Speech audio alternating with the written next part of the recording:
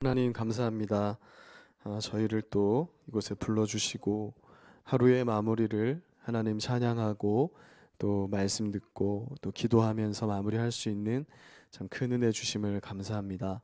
오늘 생명에 이르는 참된 회개에 대해서 저희가 또 깊이 있는 하나님의 말씀을 또 마음에 새기고 돌아가는 밤, 정말 진정한 회개에 대해서 묵상하고 또 그것을 실천하여 기도하는 밤이 될 수 있게 또한 우리 성령 하나님 함께해 주시기를 기도합니다.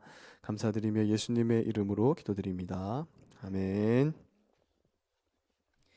예, 오늘은 웨스트민스터 신앙고백 이제 15장 말씀인데요. 생명에 이르는 참된 회개에 대해서 살펴봅니다. 사도행전 11장 17절에서 18절까지 우리 한 목소리로 한번 같이 한번 봉독하도록 하겠습니다. 시작. 그런즉 하나님이 우리가 주 예수 그리스도를 믿을 때에 주신 것과 같은 선물을 그들에게도 주셨으니 내가 누구이기에 하나님을 능히 맡겠느냐 하더라. 그들이 이 말을 듣고 잠잠하여 하나님께 영광을 돌려 이르되 그러면 하나님께서 이방인에게도 생명 얻는 회개를 주셨도다 하니라. 아멘. 예.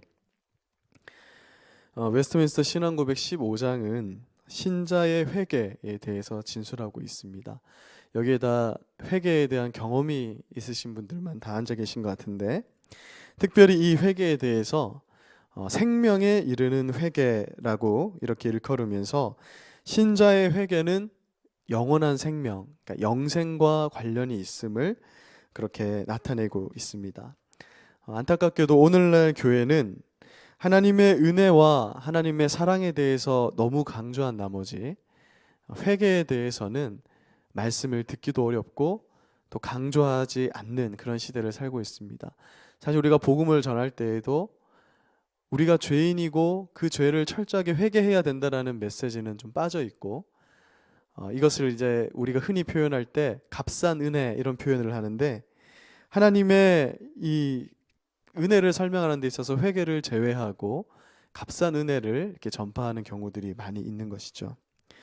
그런데 오늘 웨스트민스터 신앙고백 15장 1항은 그러한 생각에 대해서 일침을 가하고 있습니다. 생명에 이르는 회개는 복음의 은혜다. 모든 복음 사역자들은 그리스도를 믿는 믿음의 교리뿐만 아니라 이 회개의 교리를 전해야 한다라고 진술하고 있습니다. 즉 회개를 촉구하지 않는 그러한 복음은 반쪽짜리 복음에 불과하다. 하나님의 은혜와 사랑도 전해야 하지만 우리가 진정한 회개에 대해서 복음의 사역자들이라면, 이것은 말씀을 전하는 말씀의 사역자들뿐만 아니라 모든 전도하는 복음 사역자들이 이 회개의 말씀을 반드시 전해야 한다라는 것에 대해서 진술하고 있는 것이죠. 이 율법 폐기론자들이라는 사람이 있는데, 이들은 복음 사역자가 회개를 전해서는 안 된다 이렇게 주장을 합니다. 아주 오래전부터 이런 주장을 했던 사람들입니다. 왜냐하면 그들은 회개를 전하게 되면 사람들은 오히려 그리스도에게서 멀어지게 된다. 그래서 이것은 매우 해롭고 위험하다라고 그렇게 주장을 하고 있습니다. 그러나 예수님은 누가복음 5장 32절에서 내가 의인을 부르러 온 것이 아니고 죄인을 불러 회개시키러 왔노라 이렇게 말씀하면서 예수님의 의를 덧입지 않는 우리가 우리의 본질은 회개가 절대적으로 필요한 그러한 죄인인 것을 분명히 밝히신 것이죠. 우리가 죄인이라면 마땅히 죄에 대한 진정한 회개가 있어야 한다라는 것을 예수님 말씀하셨고, 그래서 사도들도 복음을 전도할 때 이 회개에 대해서 강조하고 촉구했습니다. 제가 어릴 때만 해도 어쩌면 하나님의 은혜와 사랑보다는 이 진정한 회개에 대한 촉구가 많았었는데, 갈수록 이제 우리 교회가 그런 것들이 줄어드는 것들을 보는 것이죠. 첫 번째 소제목 보겠습니다. 거짓 회개와 참된 회개를 구분해야 합니다. 이 구원의 모든 과정이 하나님의 주권적인 뜻 아래에서 은혜로 이루어지는 것이죠. 그러니까 회개도 하나님의 값없는 선물로 주어지는 것입니다. 내가 진정으로 회개해야지 해서 하는 것이 아니라 성령님께서 당신의 사역을 통해서 사람의 마음에 내가 진정으로 회개해야겠다라는 마음을 심어주는 자만이 하나님 앞에 진정으로 회개하며 자신의 죄를 자복할 수 있다라는 것을 성경은 말씀하고 있습니다. 사도행전 11장 18절에서는 하나님께서 이방인에게도 생명 얻는 회개를 주셨도다. 즉 이 회개를 누가 주시느냐면 하나님께서 주시는 것이라고 그 주체가 바로 하나님이심에 대해서 밝히고 있습니다. 그런데 회개라고 해서 다 같은 회개가 아니에요. 믿음에도 구원에 이르게 하는 참 믿음이 있고 구원에 이르지 못하는 구원과 상관없는 그런 거짓 확신적인 그런 믿음이 있듯이 이 회개에도 하나님께서 받으시는 생명에 이르는 회개가 있고 단순히 자신의 잘못에 대해서 후회하는 그래서 하나님이 받으시지 않는 그런 회개가 있습니다. 하나님께서 받지 않는 회개의 특징은 하나님의 진노를 두려워하는 마음에서 비롯되는 후회하는 마음이라는 것입니다. 이런 사람들은 어떠한 마음으로 회개하냐면 하나님이 내게 벌 주시는 것으로 인해서 그것을 피하고자 하는 마음에서 회개하는 자리에 나아가게 됩니다. 마치 자녀들이 부모님에게 어떠한 잘못을 범했을 때 부모님이 회초리를 들고 이렇게 오잖아요. 그때 자녀들이 그 회초리가 무서워서 엄마 잘못했어요 라고 하는 것이지 정말 자신이 무엇을 잘못했고 그 죄에 대한 깊은 통찰이 있어서 깨달음이 있어서 용서를 구하는 것이 아니라 그 회초리를 피하고자 용서를 구하는 그러한 모습. 우리가 만약 하나님 앞에 단순히 처벌이 두렵고 우리의 죄가 발각된 것이 부끄러워서 그러한 마음으로 회개한다면 그것은 진정한 회개가 아니다라고 말하는 것입니다. 참된 회개는 반드시 죄에 대한 경건한 슬픔과 깊은 후회가 있습니다. 그리고 그 죄에 대한 미운 마음을 동반하는 거예요. 죄를 미워하면서 하나님의 뜻대로 행동하는 데까지 나아가는 게 회개라는 것은 정말 우리가 많이 들었을 것입니다. 그러나 거짓 슬픔을 참된 회개의 슬픔으로 착각하는 사람들은 나중에 어떻게 되냐면 그 순간적으로는 눈물을 흘리며 후회하는 것처럼 보이지만 이후에는 더 자유롭고 더 격렬하게 죄를 저지르게 되는 거예요. 왜냐하면 죄에 대한 혐오감, 죄에 대한 뉘우침이 아니라 단순히 하나님의 징벌을 피하기 위한 그런 회개의 모습이었기 때문에 반드시 또 그 죄의 자리에 가고 반복적인 죄를 지으면서 더 자유롭게 더 격렬하게 그런 죄를 짓게 된다라고 말씀하는 것입니다. 성경에서 그러한 예를 찾아보면 구약에는 가인이 있고 신약에는 가룟 유다가 있습니다. 그 두 사람은 죄가 자신들에게 미치는 결과를 두려워해서 회개하였다. 분명 그들은 후회하고 회개했어요. 가인도 후회하였고 가룟 유다도 회개하였습니다. 그러나 그들의 모습은 죄를 미워하여서 다시 돌이키는 것이 아니라 그 죄에 대한 후회로 그쳤을 뿐이라는 것입니다. 그것은 하나님께서 받으시는 회개가 아니다. 진정한 회개가 아님을 그렇게 성경은 말씀하고 있습니다. 두 번째, 참된 회개는 그렇다면 어떠해야 하는가? 참된 회개는 우리의 죄가 실로 얼마나 끔찍한 것인지 통렬하게 인식하고 우리의 마음이 깨어지는 데서 비롯되는 거예요. 우리가 정말 참되게 회개하는 것은 단순히 이 죄 때문에 내가 지옥 가는 거 아닐까? 내가 하나님으로부터 형벌을 받는 것 아닐까? 그러니까 회개해야지. 이러한 마음에서 비롯되는 것이 아니라 우리 죄에 대한 심각성을 깨닫고 이 죄가 너무나 싫어지게 되고 그래서 진정으로 죄를 깊이 뉘우치게 되는 것을 성경은 이것이 참된 회개라고 그렇게 말씀하고 있는 것입니다. 많은 사람들이 자신이 죄인이 아니라고 생각하죠. 우리 주변에 그런 사람들이 많이 있습니다. 또는 나의 죄가 예수님을 십자가에 못 박을 만큼 그렇게 심각한 죄라는 것을 인식하는 사람들이 사실 교회 안에도 별로 없습니다. 그 반증이 뭐냐 하면 진정한 회개의 기도가 없는 사람은 나의 죄가 그만큼 심각하다라는 것을 인식하지 못하기 때문에 그런 거예요. 정말 나의 죄가 예수님이 십자가에 달릴 수밖에 없을 만큼 나의 죄가 심각하다는 걸 깨닫는 사람은 정말 하나님 앞에 매일 어쩌면 자주 정말 눈물로 그 기도의 자리를 적실 수밖에 없을 것입니다. 그것이 정말 진정한 회개라고 오늘 웨스트민스터 신앙 고백은 두 개를 나눠서 생각해야 된다고 그렇게 진술하고 있는 것입니다. 자신의 죄를 확실히 깨닫고 인식하는 것은 오직 성령님께서 그 마음에 깨우치시는 자들만이, 그러니까 성령의 사역으로 인해서만 가능하다라고 말씀합니다. 그러니까 하나님의 율법 앞에, 오늘도 이렇게 말씀 앞에 우리가 나의 죄를 깨닫는 것 자체가 성령님의 사역이다. 제가 오늘 말씀 시작하기 전에도 어떤 분이 저한테 전화가 와서 정말 이웃과의 다툼 때문에 하나님의 말씀에 빗대보니까 내가 이거 어떻게 살아야 될지 모르겠다. 자꾸 구원의 확신이 흔들린다라는 이런 통화를 잠깐 했었는데요.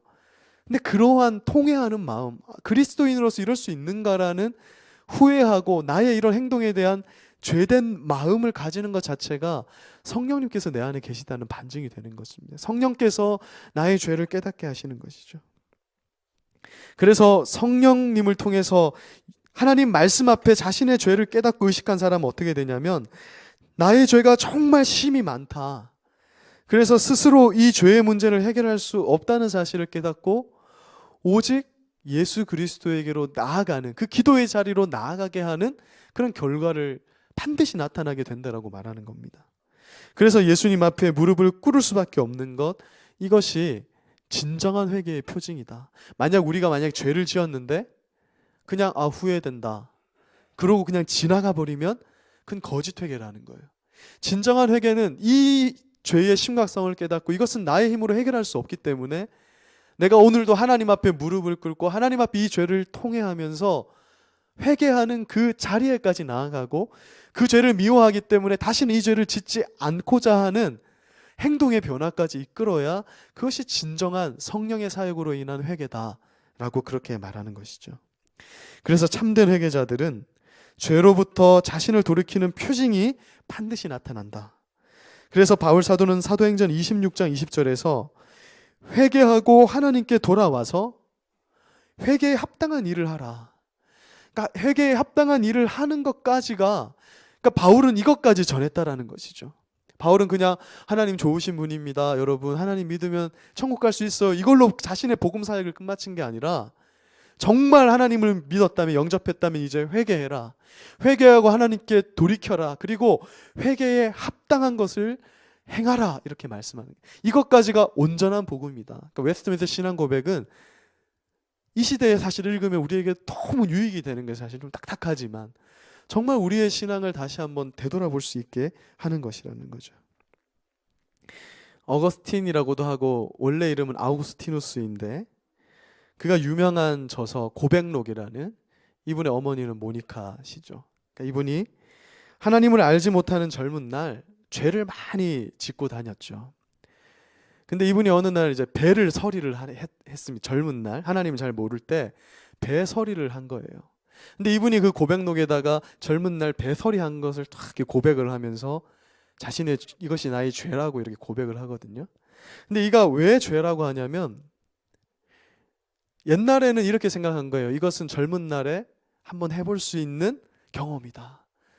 우리 차영 교사님은 수박서리 같은 거 해보셨는지 모르겠지만 우리가 그렇게 생각할 수 있다는 거예요. 이 정도는 내가 그냥 예수님 모를 때 한 거고.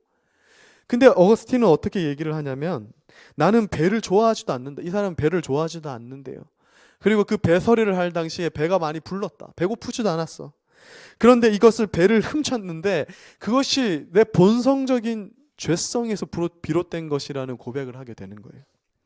뭐냐 하면은 하나님으로부터 징벌을 받을 것 때문에 그것이 두려워서 자신의 죄를 인식하는 게 아니라, 진정으로 이것이 하나님이 싫어하시는 죄라는 것을 깨닫고 이것이 얼마나 하나님이 싫어하시고 하나님의 거룩함을 해치는 것이고 하나님의 거룩함을 범한 것인가에 대해서 이 아우구스티누스는 회개를 한 것입니다. 그러니까 진정한 회개란 바로 이런 것이라는 것이죠. 그래서 진실된 회개는 하나님의 긍휼을 믿는 믿음의 이 믿음을 동반하는 회개. 그러니까 우리가 단순히 죄를 슬퍼하는 것이 아니라 하나님과 언제나 관계하여서 회개하게 되는 것. 하나님 앞에 너무 부끄럽다. 하나님이 이것을 싫어하시기 때문에 하나님의 거룩성을, 내가 하나님의 자녀가 되었는데 나로 인해서 하나님의 거룩성이 지금 훼손되기 때문에 이 죄는 심각한 것이다. 그래서 그 죄를 슬퍼하게 되는 것이 바로 진정한 회개의 모습이라고 합니다. 그리고 오직 우리의 죄를 대신 담당하실 수 있는 유일한 중보자이신 예수 그리스도만을 의지하는 게 회개예요. 그냥 단순히 내 죄를 고하는 것만으로 되는 것이 아니라 이 죄의 문제 앞에 내가 예수님을 붙잡는 것까지가 회개라는 것이죠. 왜냐하면 우리가 예수님을 붙잡지 않으면 우리의 죄는 도무지 해결될 수가 없기 때문에 그런 것입니다. 그래서 우리가 회개할 때 반드시 떠올려야 하는 한 분, 바로 하나님께서 나를 보면은 아무런 희망이 없지만 십자가에 달리신 독생자 예수 그리스도께서 이룩하신 그 의로우심을 보니까 나의 죄도 해결하시는구나라는 그 믿음을 동반하여서 하나님 앞에 나아가는 게 바로 진정한 회개의 모습이다라고 웨스트민스터 신앙고백도 진술하고, 또한 이것이 성경의 가르침이라는 것입니다. 우리가 하나님 말씀을 볼 때마다 하나님 진짜 공의의 재판장인 걸 알게 되는 거예요. 성경을 보니까 하나님 죄를 미워하시고 이 죄를 결코 용서하지 않으시는 그런 하나님, 이렇게 말씀하고 있기 때문에 우리가 그 하나님의 말씀 앞에 우리가 죄인이라는 것을 깨닫게 됩니다. 그래서 우리가 만약 여기서 멈추게 된다면 우리는 아담과 같이 하나님으로부터 이렇게 도망갈 수밖에 없는 처지가 되는 거예요. 그래서 여러분, 우리가 예수님을 떠올리지 않고 죄인 것을 알면 어떻게 되냐면 하나님 피해 다닙니다. 교회를 멀리하고 목사님 얼굴 보면 피해 다니고, 그러니까 회개의 자리로 나올 수 없는 거예요. 왜? 이 죄의 문제를 내가 해결하려고 하니까 내가 도무지 나올 수 없는 것이죠. 그런데 우리가 예수 그리스도를 생각한다면 회개의 자리로 하나님께로 나오는 그런 행동이 나오게 된다. 그래서 사도행전 10장 43절에서 말씀하는 것처럼 믿는 사람들은 다 그의 이름을 힘입어 죄사함을 받게 되는 겁니다. 우리가 회개하러 나갈 때 그냥 나가는 것이 아니라 예수의 이름에 힘입어서 죄사함을 얻게 된다. 그러니까 우리가 진정한 회개의 자리에 나아간다면 우리의 죄를 통감하고 이 죄를 예수님께 맡김으로 기도할 때에만 그것이 참된 회개임을 말씀하고 있는 것이죠. 그래서 믿음과 회개는 믿는 것이 있고 회개가 있잖아요. 우리가 일반적으로 생각할 때는 회개한 다음에 믿음이 온다라고 생각하지만, 원래는 뭐 따질 수 없지만 논리적으로 따지자면 믿기 때문에 회개할 수 있는 거예요. 하나님이 나의 죄를 예수님을 근거해서 용서해 줄 것을 믿기 때문에 회개할 수 있기 때문에 우리의 믿음이 회개에 선행하는 것이다 라고 말하는 것입니다. 제가 성경의 한 사람의 예를 들고 진정한 회개의 모습에 대해서 말씀을 마무리하도록 하겠습니다. 우리가 잘 아는 다윗은 우리아 안에 밧세바를 범하는 죄를 지었습니다. 다윗은 하나님의 마음에 합한 사람이라는 칭호를 받았죠. 그런데 그가 자신이 지은 죄의 심각성을 순간적으로 잘 인식하지 못한 거예요. 그래서 그가 회개의 자리로 나아가지 않고 자신의 생각으로 이 죄를 덮으려고 했습니다. 그러다 보니 우리아를 전쟁터에 내몰고 그를 죽게 만드는 살인죄까지 더해지게 되었죠. 다윗은 전혀 자신이 잘못했다라는 것을 모르겠어요. 인간적인 후회는 있었지만 회개가 없었습니다. 그때 하나님께서 나단 선지자를 보내십니다. 그리고 그의 죄를 깨우쳐 주시는 거예요. 다윗은 다른 사람의 얘기를 들었을 때는 저 죽일 놈 했는데 정작 그것이 자신이라는 걸 알지 못했었잖아요. 그런데 나단 선지자의 말을 듣고 다윗은 철저하게 회개하게 됩니다. 이것이 바로 하나님의 은혜, 죄를 깨닫게 하는 은혜인 거예요. 다윗은 사울 같은 경우에는 후회만 했지 회개의 자리로 나아가지 못했는데, 다윗은 하나님께서 은혜를 주셔서 그가 회개하는 자리로 나아갈 수 있게 되었습니다. 이것이 바로 성령님께서 하시는 은혜의 사역이죠. 이에 다윗은 하나님께 다음과 같이 기도합니다. 시편 51편 1절 말씀을 우리 같이 한번 읽어보겠습니다. 시작.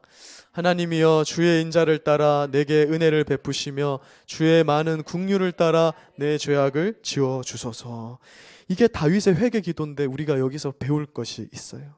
뭐냐면 다윗은 단지 하나님께서 그 인자를 따라서 은혜를 베풀어 주시길 바랬어요. 인자가 항상 여기 이제 자주 오시는 분들은 아시지만 이건 헤세드, 하나님의 언약에 기초한 믿음이잖아요. 그러니까 하나님이 나를 선택하셨다라는 믿음이 다윗에게 딱 있으니까 그 믿음에 근거해서 내게 은혜를 베풀어 달라고 하는 거예요. 변명하지 않습니다. 하나님 그때 내가 잠시 실수해서요. 하나님 그때 내가 잠시 눈이 획각 돌아서요. 이렇게 얘기하지 않고 하나님 나를 선택하셨으니 나를 내게 은혜를 베풀어 달라고. 무슨 말이냐면 우리가 우리 죄를 하나님 내가 뭐 이렇게 변명을 내놓는 것이 아니라 예수님을 우리 위해서 주셨잖아요. 다만 그 예수님을 보고 나의 죄를 용서해 달라는 그러한 자리로 나아가는 것. 다윗이 그 기도의 모본을 보여준 겁니다. 그러면서 다윗은 당신의 공의, 그러니까 하나님 공의로 인하면은 우리에게 심판을 내릴 수 있지만 긍휼히 여겨달라는 것, 나를 불쌍히 여겨달라고 기도를 했습니다. 이것이 바로 참된 회개의 모습이라는 것이죠. 다윗은 이 이후에 시편 51편에서 이제 이렇게 기도를 합니다. 제가 요약을 하면 이렇게 돼요. 하나님, 저는 죄인입니다. 이것에 대해서 변명할 여지가 전혀 없습니다. 하나님께서 원하시는 대로 나에게 심판을 내리실 수 있습니다. 그러나 저는 당신의 공의가 아니라 당신의 자비를 따라서 저에게 행해 주시기를 원합니다. 만약 당신이 저에게 공의로 갚으시면 저는 끝입니다. 저는 제가 형벌받아 마땅한 것을 알고 있습니다. 저의 왕위를 패하셔도 당신께 불평하지 않겠습니다. 나의 생명을 취하셔도 불평하지 않겠습니다. 이것이 다윗 회개 기도의 제목이었어요. 이것이 바로 우리가 드리는 참된 회개 기도의 요점인 것이죠. 예수 그리스도, 하나님께서 우리의 죄를 사하시기 위해서 보내신 그 예수님을 의지하여서 우리가 하나님 앞에 참된 회개의 자리로 나아가는 거예요. 죄를 미워하고 그 죄를 혐오하고 다시는 그 죄를 짓지 않고자 성령님을 의지하여서 몸부림치는 것, 그것까지가 참된 회개의 모습이라고 오늘 우리에게 말씀하고 있는 것입니다. 말씀을 마무리하겠습니다. 참된 회개자들이라 해도 죄를 짓지 않고 살 수는 없습니다. 왜냐하면 우리는 이 땅을 밟고 살아가는 동안에는 여전히 연약한 그런 신자들이기 때문에 그렇죠. 우리는 언제나 반복적으로 죄로 인해 넘어질 수밖에 없습니다. 그렇기 때문에 우리는 죄를 지을 때마다 매일 새롭게 죄를 뉘우치고 다시 하나님께 회개하며 나아가야 됩니다. 우리는 이것을 매일매일 해야 되는 하나님 앞에서의 작업이라고 말하는 것입니다. 그리고 그때마다 우리는 우리 죄를 사하시기 위해서 독생자를 보내신 이 하나님의 사랑만을 의지하고 붙잡아야 돼요. 절대 회개의 기도를 할 때, 물론 모든 기도가 마찬가지지만 예수 그리스도를 놓치고서는 참된 회개가 될 수 없습니다. 그래서 우리가 참된 신자라면 이 땅에서 우리의 영혼의 죄가 완전히 제거되는, 그러니까 하나님 앞에 가게 되는 그날까지는 우리의 눈에서 눈물이 마르는 날이 없어야 하는 것입니다. 우리는 날마다 우리의 죄를, 그 죄로 인해서 우리의 비참한 상태를 확인하고 또다시 우리를 위해서 십자가에 달리시고 또한 우리 마음에서 우리를 중보하시는 예수 그리스도와 성령님을 의지해서 또 살아가야 하는 것입니다. 이러한 회개의 모습이 이 땅을 살아가는 동안 끊임없이 우리에게 있는 우리의 모습이 되기를 간절히 소망합니다. 그래서 제가 오늘 기도하고 우리 함께 기도할 때에는 정말 다시 한번 어쩌면 우리 교회에 필요한 모습이 회개의 모습이 아닌가도 생각을 합니다. 정말 우리 죄에 대한 자복과 내가 혹시 반복적으로 짓는 죄에 대한 진정한 회개가 있었는지를 오늘 다시 한번 생각하시면서 오늘 너무 일찍 돌아가시지 마시고 정말 하나님 앞에 죄를 자복하고 오늘 말씀의 기초에서 한번 회개의 기도로 나아가시고 그렇게 돌아가시기 바랍니다. 제가 기도하고 함께 기도하는 시간 가지겠습니다. 사랑하는 하나님,